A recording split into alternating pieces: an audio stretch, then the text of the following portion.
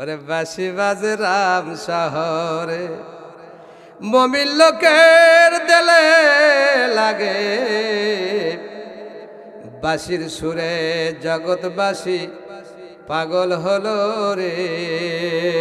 আবার রহমান রাহিম নামে পড়েন, রহমান রাহিম নামে যত গুনাহ ঝরে,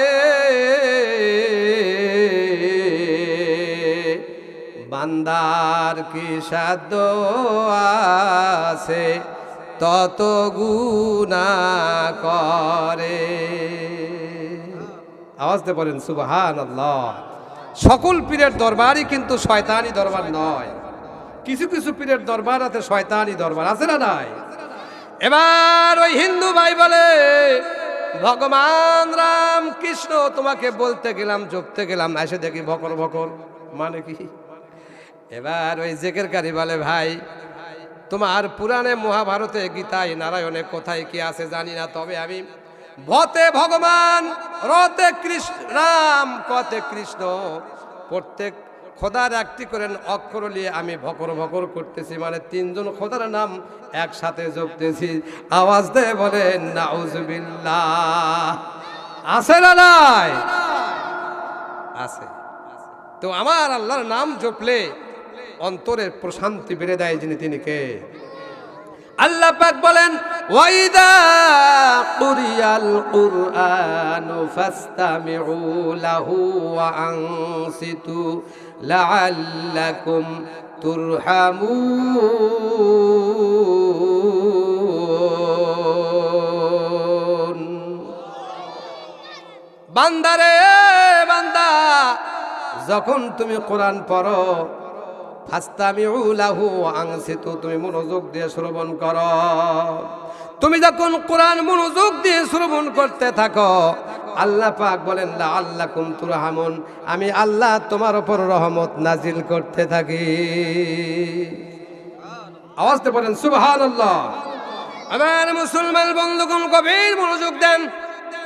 ওই জঙ্গল থেকে কাঠুরিয়া বলে, ভাই আল্লাহর পয়গম্বর ইউনূস, আমার কাছে আপনার একটা আমানত আছে। কি আমানত? বলে আমি বনে কাঠ কাটতেছিলাম, কয়েকজন মিলে। এমন সময় একটা সুন্দর লাদুষ্টুদু চেহারাওয়ালা একটা সুন্দর শিশুকে নেকড়ে বাঘ ঘাড়ে কামড় দিয়া জঙ্গলের ভেতর নিয়ে যাইতেছিল। আমরা সকলে কাঠুরিয়া একত্রিত হয়ে বাঘকে তাড়া করে বাঘের কাছ থেকে এই সন্তানকে রক্ষা করেছি। আওয়াজতে বলেন সুবহানাল্লাহ। ইউনূস, আল্লাহর পয়গম্বর, এত সুন্দর চেহারার মানুষ আমরা কখনো দেখি নাই। এত সুন্দর চেহারা এই সন্তানের। আমরা তাকে জিজ্ঞাসা করলাম, তোমার বাবার নাম কি? কোথায় তোমার পরিচয়? কোথায় থেকে এসেছো? কোথায় যাইতেছিল? এবার সন্তান বলে, আমার পয়গম্বর ইউনূস আলাইহিস সালাম। একটু আওয়াজ দিয়ে বলেন সুবহানাল্লাহ। সমস্ত নবীরাই হলো দেশের প্রেসিডেন্ট, দেশের বাদশাহ ছিলেন। ইউনূস নবীও দেশের বাদশাহ ছিলেন। আওয়াজ দিয়ে বলেন সুবহানাল্লাহ। ও আমার কলিজার টুকরা ভাইরা, আমার দয়রামপুরবাসী ভাইরা, কি দিয়ে আমি আপনাদেরকে বুঝাই আমার আল্লাহ আমাদের কত ভালোবাসেন। আমার আল্লাহ আমাদের ঈমানকে সামান্য পরীক্ষা করে মহা শান্তির ঠিকানা জান্নাত দিয়া দিবেন। সুবহানাল্লাহ। সেটা হতে পারে আপনার সন্তানের মৃত্যু, হতে পারে আপনার সংসারের ক্ষতি, হতে পারে আপনার গরু বাছুরের ক্ষতি, হতে পারে আপনার ফসল আদির ক্ষতি। এই সকল ক্ষতি দিয়া আল্লাহ পাক আমাদের ঈমান পরীক্ষা করেন। সুবহানাল্লাহ। ইউনূস নবীর ঈমান পরীক্ষা হতেছিল, সন্তানকে হারালো, স্ত্রীকে হারালো, দুটো সন্তান হারালো, স্ত্রীকেও হারালো, দেশের বাদশাহীও হেরে গেল। মহান রব্বুল আলামিন ইউনূস নবী নিজেকে জালেম বলার কারণে, দোষী সাব্যস্ত করার কারণে আমার আল্লাহ বলে না, ও ইউনূস রে, তুমি যখন নিজেকে জালেম বলেছ, আমি গুনাহগারদের অন্তর্ভুক্ত হয়েছি, আল্লাহ তুমি যদি আমাকে পবিত্র না করো, পৃথিবীর কেউ আমাকে পবিত্র করতে পারবে না। তুমি যদি আমাকে ক্ষমা না করো, কেউ আমাকে ক্ষমা করতে পারবে না। তুমি যদি আমার রাজত্ব আমাকে ফিরে না দাও, কেউ আমাকে দিতে পারবে না। তুমি যদি আমার সন্তানগুলিকে ফেরত না দাও, কেউ দিতে পারবে না। তুমি যদি আমার স্ত্রীকে ফেরত না দাও, কেউ দিতে পারবে না। যা কিছু দিতে পারেন তিনি হলেন আমার আল্লাহ। বলেন সুবহানাল্লাহ। ও যুবক, তোমাদের বলতে চাই, তোমরা যে ব্যবসার জন্য পারাপারি করো, রুজি রোজগারের জন্য মারামারি করো, ফাটাফাটি করো, তুমি মনে করো ওই সুবাদ বাজারে তোমার দোকান, 10টার সময় 3টা খরিদ্দার এসে দোকানে বসে আছে, বাড়িতে তুমি তাড়াহুড়া করছো, পারাপারি করছো, ব্যবসায় যাবে, লাভবান হবে। ও যুবক, একবার ভেবে দেখো, তুমি যেখানে তাড়াহুড়া করে গেলে, তোমার ওই ক্যাশের ভেতরে, ক্যাশ বাস্করের ভেতরে আজরাইল ওখানে বসে আছে। আওয়াজ দিয়ে বলেন ঠিক না ব্যাঠে?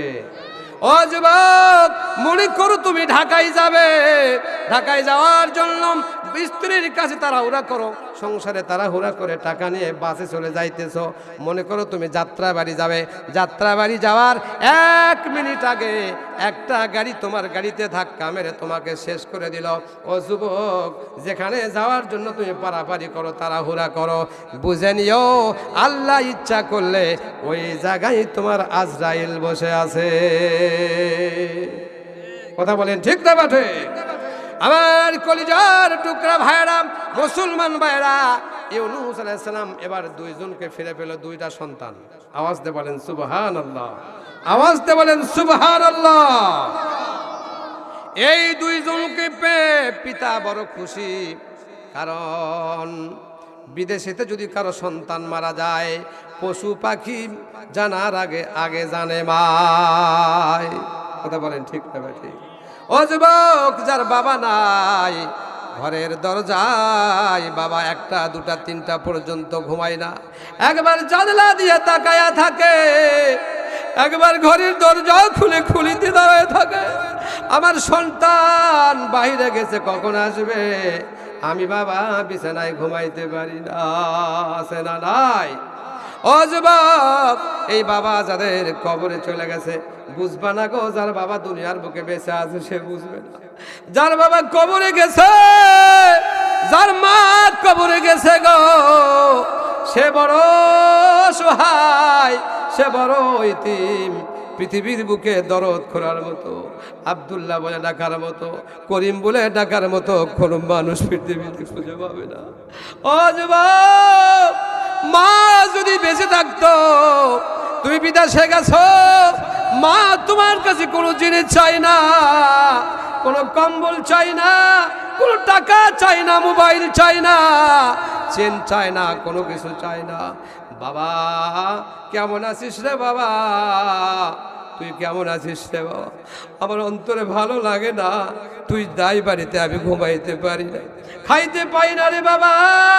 কোন দিন তুই দেশে ফিরে আসবি, কোন দিন তুই দেশে ফিরে আসবি? দেখা যায় মা মোবাইলে তোমার খবর নিচ্ছে, কেমন আছিস রে বাবা, কখন খাইছিস রে বাবা। আর তোমার স্ত্রী বলে কয় টাকা বেতন পাইছো? কথা বলেন ঠিক না বা ঠিক?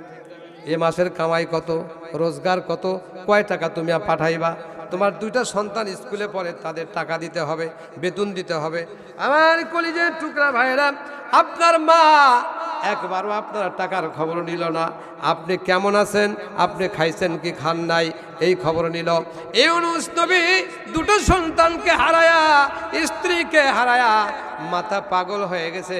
ইউনূস নবী যখন সন্তানকে যখন খুঁজে খুঁজে পাইল, আমার যুবক ভাইয়েরা বলেন ইউনূস নবীর মনের অবস্থাটা কত ভালো হয়ে গেছে। বলুন সুবহানাল্লাহ। আমার ভাইয়েরা, গভীর মনোযোগ দিতে হবে। ইউনূস নবী, তার দেশে ভোট চলছে। ভোট কি চলছে? ভোট।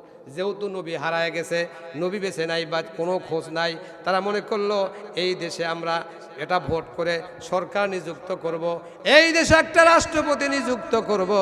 তারা মনে করলো কেমনে আমরা রাষ্ট্র নিযুক্ত করব, কেমনে ভোট করব।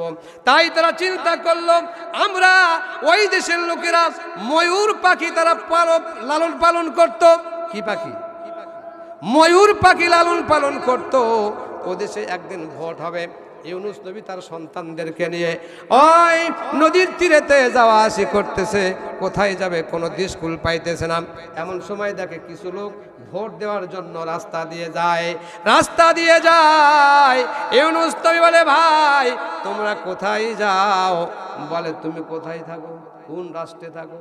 ওই নবী ইউনুস ছিল, তার দেশে ইউনুস পলায়ন করেছে, ইউনুস নাই, তাই ওই দেশে ভোট হবে, সরকার নির্বাচন হবে, আমরা সবাই ভোট দেখতে যাই।